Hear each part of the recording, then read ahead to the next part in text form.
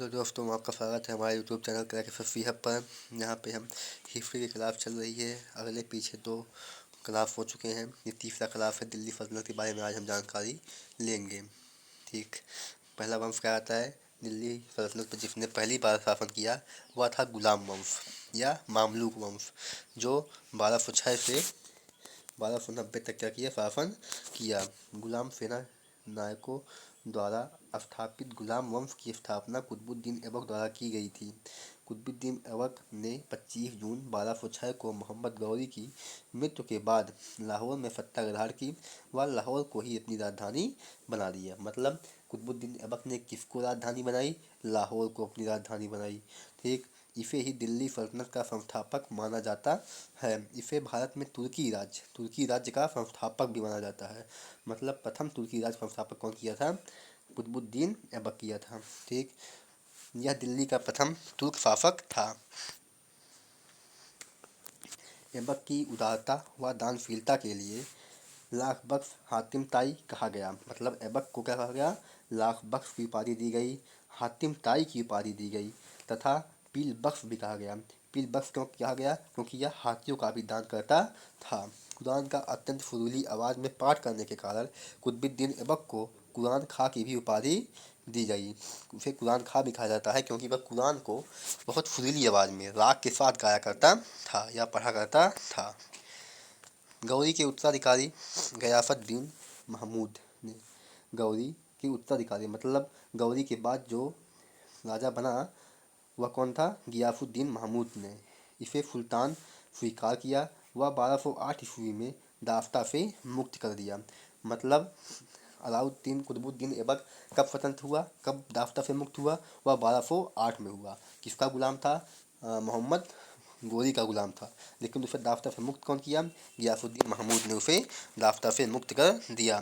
कुतुबुद्दीन ऐबक ने ताज उल माफिर के लेखक हसन निजामी, अबद उल हर्ब के लेखक फ़क़े मुदब्बिर तथा आदाब उफ़ सलातीन के लेखक फ़ान ए मुदब्बिर को राजकीय संरक्षण प्रदान किया। ये किन लेखकों को संरक्षण प्रदान किया था? पहले हैं आपके हसन निजामी, दूसरे कौन है? फ़क़े मुदब्बिर, तीसरे कौन है? फ़ान ए मुदब्बिर को राजकीय संरक्षण प्रदान किया। ऐबक ने दिल्ली में कुव्वत उल इस्लाम मस्जिद बनवाया। क्या बनवाया? कुव्वत उल इस्लाम मस्जिद, जो उत्तर भारत का क्या था? पहली मस्जिद था, जिसका निर्माण तुर्की स्थापत्य कला में हुई थी। किसकी हुई थी? तुर्की स्थापत्य कला में इसका निर्माण हुआ था। ठीक, गुलाम वंश या मामलूक वंश में देखते हैं। ऐबक ने अजमेर के निकट 2.5 दिन का झोपड़ा नामक मस्जिद बनाई। इस इमारत पर संस्कृत नाटक हरकीली क्या है? एक संस्कृत नाटक है, कुछ अंश अंकित हैं। चौहान सम्राट विग्रहराज चतुर्थ द्वारा बनवाए गए संस्कृत विश्वविद्यालयों को तोड़कर यह मस्जिद का निर्माण करवाया गया। अर्थात जो अजमेर के निकट 2.5 दिन का झोपड़ा है वह पहले क्या था? वह संस्कृत विश्वविद्यालय था, जिसका निर्माण विग्रहराज चतुर्थ द्वारा बनवाया गया था, जिसको तोड़कर ही ऐबक ने 2.5 दिन का झोपड़ा नामक मस्जिद बनवा दी थी। कुव्वत उल इस्लाम मस्जिद 27 जैन मंदिरों के ध्वंसावशेष पर बनाई गई है। जो कुव्वत उल इस्लाम मस्जिद बनी थी, जो उत्तर भारत की पहली मस्जिद थी, वह किस पर बनी थी? 27 जैन मंदिरों को, सोचिए आप, 27 जैन मंदिरों को तोड़कर उसके ध्वंसावशेष पर बनाई गई थी। और लोग कहते हैं कि लाख बख्श थे, बहुत ही दान देने वाले थे, यही दान दे रहे थे मंदिरों को तोड़ तोड़ कर गई। भारत की पहली इस्लामिक पद्धति के अनुसार मस्जिद बनवाई गई। ऐबक ने चिश्ती सूफी संत ख्वाजा कुतुबुद्दीन बख्तियार काकी के सम्मान में कुतुब मीनार की नींव रखी, जिसका निर्माण कार्य इल्तुतमिश ने पूरा किया। 1210 में चौगान खेलते समय कुतुबुद्दीन ऐबक की क्या हो गई? मृत्यु हो गई। कब हुई? 1210 में हुई। क्या खेलते हुए? चौगान खेलते हुए। इसकी मृत्यु के पश्चात आराम शाह शासक बना। कौन बना? आराम शाह शासक बना, जिससे जूत के युद्ध में, किसके युद्ध में? जूत के युद्ध में इल्तुतमिश ने पराजित कर स्वयं को सम्राट घोषित किया या सुल्तान बनाया। अब देखते हैं शमसुद्दीन इल्तुतमिश या अल्तमश, इसे अल्तमश का दूसरा नाम है। का शासनकाल कब से कब था? 1211 से 36 तक था। 1236 तक था। ठीक, सुल्तान बनने के पूर्व बदायूं का गवर्नर था। कहाँ का गवर्नर था ये? बदायूं का क्या था, गवर्नर था। इसने सुल्तान आजम संफार का सुल्तान की उपाधि ली। किसकी उपाधि ली इसने, सुल्तान ए आजम, सुल्तान ए आजम की उपाधि ली, संफार का सुल्तान जिसे कहते हैं, उसकी उपाधि इसने धारण की। दूसरा, इल्तुतमिश को सुल्तान ए फईद, गुलामों का गुलाम एवं मकबरों का पितामह कहा जाता है। क्या कहते हैं इसे हम, इसे हम कहते हैं क्या, गुलामों का, इसे हम सुल्तान, सुल्तान ए फईद, गुलामों का गुलाम एवं क्या कहते हैं, और मकबरों का पितामह, क्या कहते हैं, मकबरों का पितामह कहा जाता है। इसे दिल्ली सल्तनत का वास्तविक संस्थापक कहा जाता है। क्या कहता है, दिल्ली सल्तनत का क्या, वास्तविक संस्थापक कौन माना जाता है, शमसुद्दीन इल्तुतमिश माना जाता है। क्योंकि सुल्तान बनने से पूर्व यह दाफ्ता से क्या हो गया था, मुक्त था। जब ये सुल्तान बना तब यह क्या था, दाफ्ता से मुक्त था। और कुतुबुद्दीन क्या था, कुतुबुद्दीन शासक बना तब भी वो क्या था, दाफ्ता से था, वो दाफ ही था तब भी। उसे कौन हटाया था, उसे जो उत्तराधिकारी थे मोहम्मद गोरी के, उसने उसे 1208 में दाफ्ता से मुक्त किया था। और ये क्या था, दाफ्ता से मुक्त पहले ही हो चुका था, उसके बाद शासक बना था, इसलिए क्या था, ये वास्तविक संस्थापक माना जाता है। यह भारत का पहले सुल्तान था जिसे बगदाद के खलीफा अल मुंतरिफ बिल्लाह ने मानपत्र प्रदान किया था। इसने सर्वप्रथम लाहौर के स्थान पर दिल्ली को राजधानी बनाई। किसे बनाई, दिल्ली को राजधानी बनाई। कुतुबुद्दीन किसे बनाया था राजधानी, लाहौर को। इसने अपनी राजधानी बनाई किसे, दिल्ली को। ठीक। प्रशासन का सुदृढ़ किया, जिसके अंतर्गत इसने इक्ता व्यवस्था को व्यवस्थापित किया। इक्ता व्यवस्था लाने वाला कौन था, ये था इल्तुतमिश। इक्ता व्यवस्था को लागू किया। शासन को कुशलतापूर्वक संचालित करने के लिए अपने 40 वफादार तुर्क गुलामों का समूह तैयार किया, जिसे बर्नी ने 40 को तुर्कान ए चहलगानी कहा। क्या किया था इसने, अपने शासन को अच्छे तरह से संचालित किया जा सके, उसने अपने 40 वफादार तुर्क को क्या किया, 40 वफादार तुर्क गुलामों को एक समूह तैयार किया, जिसे बर्नी ने क्या कहा था, जो बर्नी था, जिसे बर्नी ने कहा था क्या, तुर्क ए चहलगानी, तुर्कान ए चहलगानी कहा गया। इसने शुद्ध अरबी के सिक्के चलवाए, जिसमें चांदी 175 ग्रेन, टाका। इसने शुद्ध अरबी के सिक्के चलवाए, क्या चलवाए इसने, इसने शुद्ध अरबी के सिक्के चलवाए, जिसमें चांदी 175 ग्रेन था। चांदी कितना था, चांदी आपका 175 ग्रेन था।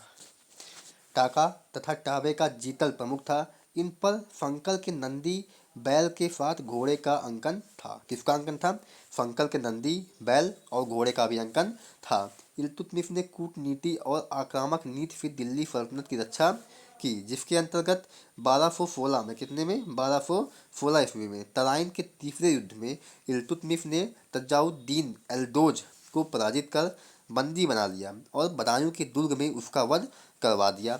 इसने नसरुद्दीन कुबाचा को 1227-28 ईस्वी में पराजित कर सुल्तान या सिंध को जीत लिया और कुबाचा को सिंधु नदी में कूद कर आत्महत्या करने पर विवश करवा दिया।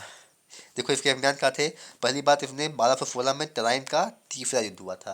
तराइन का पहला दूसरा युद्ध सभी लोग जानते हो। 1191 में तराइन का पहला युद्ध, 1192 में तराइन का दूसरा युद्ध। लेकिन तराइन का एक तीसरा युद्ध भी हुआ था, जो कब हुआ था, वो हुआ था 1216 ईस्वी में। किसमें हुआ था, 1216 ईस्वी में। किसके बीच हुआ था, इल्तुतमिश और यल्दोज, क्या, ताजुद्दीन एल्दोज के बीच हुआ था।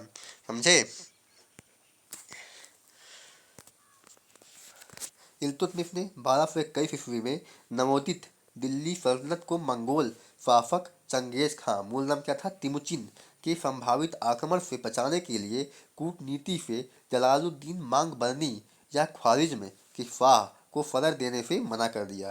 जलालुद्दीन मांगबरनी कौन था, जिसे मंगोल शासक मारने के लिए दौड़ रहा था और ये भाग भाग कर एक दूसरे के स्थान पर जा जाकर फर्र ले रहा था। उसी क्रम में यह दिल्ली सल्तनत भी आया। इल्तुतमिश से बात की, लेकिन इल्तुतमिश ने क्या किया, इसे फर्र देने से मना कर दिया। इल्तुतमिश ने अपने साम्राज्य विस्तार के क्रम में क्रमशः रणथंभौर 1226 ईस्वी में, मंदसौर, जातौर, बयाना, ग्वालियर, कालिंजर और मालवा पर विजय प्राप्त की। मतलब विस्तार किया इसने, दिल्ली सल्तनत का विस्तार किया। लेकिन कुतुबुद्दीन ऐबक ने इतना विस्तार नहीं किया था, लेकिन इसने क्या किया, विस्तार किया।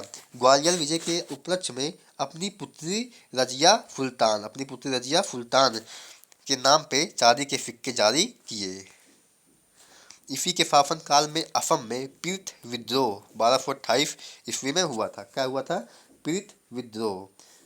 पीत विद्रोह, असम में पीत विद्रोह किसके शासन काल में हुआ था? ईस्वी के काल में। कब हुआ था? 1228 में हुआ था। कब हुआ था? 1228 में हुआ था। समझे? इसने अपने दरबार में न्याय का घंटा लगवाया। इसने गंधक की बावली महरौली दिल्ली का निर्माण करवाया। क्या करवाया था? गंधक की बावली, ये बावड़ी या बावली का निर्माण करवाया। बदायूं में जामा मस्जिद का निर्माण करवाया। कहाँ करवाया? बदायूं में क्या करवाया? जामा मस्जिद का निर्माण करवाया था इल्तुतमिश ने।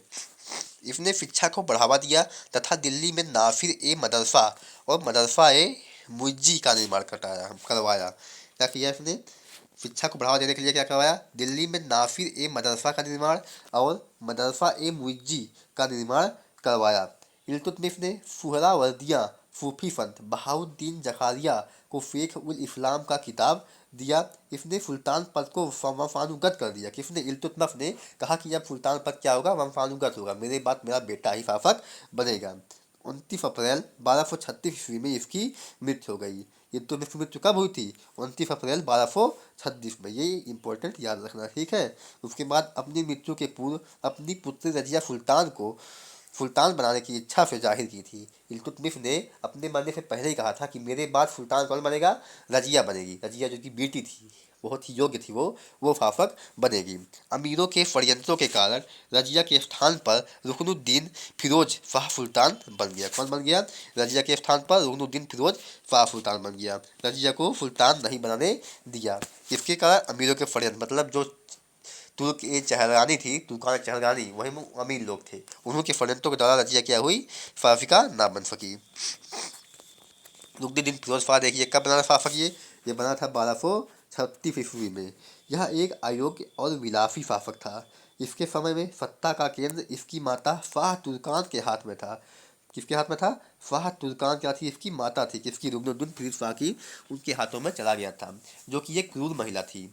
इसने इल्तुतमिश के छोटे भाई कुतुबुद्दीन को अंधा करवाकर उसकी हत्या करवा दी थी। मतलब जो इल्तुतमिश के छोटा पुत्र था कि ये दावा ना कर दे शासन के लिए, क्योंकि रजिया की महिला है, उसे तो हटा दिए लाइन से, उसे नहीं बनने दिए कि ये दावा ना कर दे, कुतुबुद्दीन दावा ना कर दे, इसलिए क्या करवा दी? उसे अंधा करवाकर उसकी हत्या करवा दी। इसने हरम की स्त्रियों पर अत्याचार करवाया। जनता पर भी अत्याचार होने लगे। अयोग्य सुल्तान और शाह तुर्कान के अत्याचारों से वधित होकर रजिया लाल वस्त्र लाल लाल वस्त्र पहनकर न्याय की मांग का प्रतीक बनकर अवसर पर जनता से शाह तुर्कान के विरुद्ध मदद मांगी। नमाज के अवसर पर क्या की? वो शाह तुर्कान के विरुद्ध मदद मांगी। क्या पहनकर? लाल वस्त्र पहनकर। रुकनुद्दीन फिरोज शाह में देखते हैं, जनता ने राजमहल पर आक्रमण कर शाह तुर्काना को गिरफ्तार कर लिया। क्या किया? जनता भाई उग्र थी, जनता पे बहुत अत्याचार जब करोगे तो जनता उब जाएगी, जनता जब उब जाएगी तो जनता क्रोधित हो जाएगी, विद्रोह करेगी। तो जनता ने विद्रोह कर दिया रजिया सुल्तान के नेतृत्व में। और क्या किया? शाह तुर्कान को गिरफ्तार करवा दिया गया। रजिया को सुल्तान घोषित कर दिया। किसने? जनता ने। रजिया के मामले में पहली बार दिल्ली की जनता ने उत्तराधिकार के प्रश्न पर स्वयं निर्णय लिया। समझे? रजिया सुल्तान कब बनी शासक? 1236 से 1240 तक क्या है? कार्यकाल है किसका? रजिया सुल्तान का। याद कर लीजिएगा। दिल्ली की जनता के हस्तक्षेप और अपनी योग्यता से रजिया सुल्तान बनी, जहाँ की? दिल्ली की। इसने अदत उत निफ्यान की उपाधि धारण की। किसकी धारण की? अदत उत निफ्यान की उपाधि धारण की। किसने? रजिया सुल्तान ने, जो कि इम्पोर्टेंट है, ये याद रखना। अदत उत निफ्यान। इसने अदत उत निफ्यान की उपाधि धारण की। रजिया दिल्ली सल्तनत की पहली और आखिरी महिला सुल्तान थी। क्या थी ये? पहली और आखिरी महिला सुल्तान थी। रजिया सुल्तान जो थी, ये पहली और आखिरी महिला सुल्तान थी। कहाँ की? दिल्ली सल्तनत की। ठीक। सुल्तान बनने के पश्चात उसने पर्दा त्याग कर पुरुषों के समान कुबा मतलब कोट, कुलाह मतलब टोपी पहनकर दरबार में आना शुरू किया। उसने स्वयं को सुल्तान कहने पर पाबंदी लगा दिया।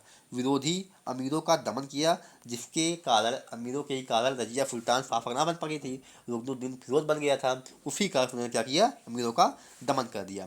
तुर्की अमीरों की शक्ति को संतुलित करने के लिए प्रशासनिक पुनर्गठन शुरू किया, जिसके तहत उसने गैर तुर्क अमीरों को संगठित किया, मतलब तुर्क ना हो, इसलिए गैर तुर्क अमीरों को उसने क्या किया? संगठित किया। अबीसिनियाई गुलाम अबीसिनियाई गुलाम कौन था? जलालुद्दीन याकूत को अमीरो आफूर अवदल का प्रधान के पद पर नियुक्त किया। कौन था ये? जलालुद्दीन याकूत जो था एक अबीसिनियाई गुलाम था, उसको अमीर आफूर मतलब अवदल का प्रधान बनाया। इस पर तुर्क अमीर संगठित होकर रजिया के विरुद्ध षड्यंत्र किए, जिसके तहत रजिया और याकूत के संबंधों को नाजायज बताकर रजिया का चरित्र हनन किया गया। और आप लोग को पता है महिला के लिए चरित्र बहुत ही महान होता है। रजिया को दिल्ली से बाहर से जाकर भटिंडा में पराजित किया। किसने? अमीरों ने ही। भटिंडा का सूबेदार कौन था? अल्तूनिया था। अल्तूनिया ने रजिया को कैद करके जेल में डाल दिया। दिल्ली में बहराम शाह को सुल्तान बनाया गया। ठीक, अब आगे देखेंगे। Thanks for watching. डू, अगर आपको वीडियो अच्छी लगी हो, आपको कंटेंट अच्छा मिला हो, तो हमारे वीडियो को लाइक करें, सब्सक्राइब करें। ये आपका तीसरा क्लास, कल फिर आपके लिए क्लास 4 अपलोड करवा दी जाएगी, जिससे आप अच्छे से अपनी पढ़ाई कर सकें। हिस्ट्री ये भी चल रही है, कुछ दिन में हम पॉलिटी का रेगुलर क्लास लेंगे। ठीक, धन्यवाद। अगर आपको वीडियो अच्छी लगी हो तो सब्सक्राइब करें तथा लाइक करना ना भूलें। धन्यवाद।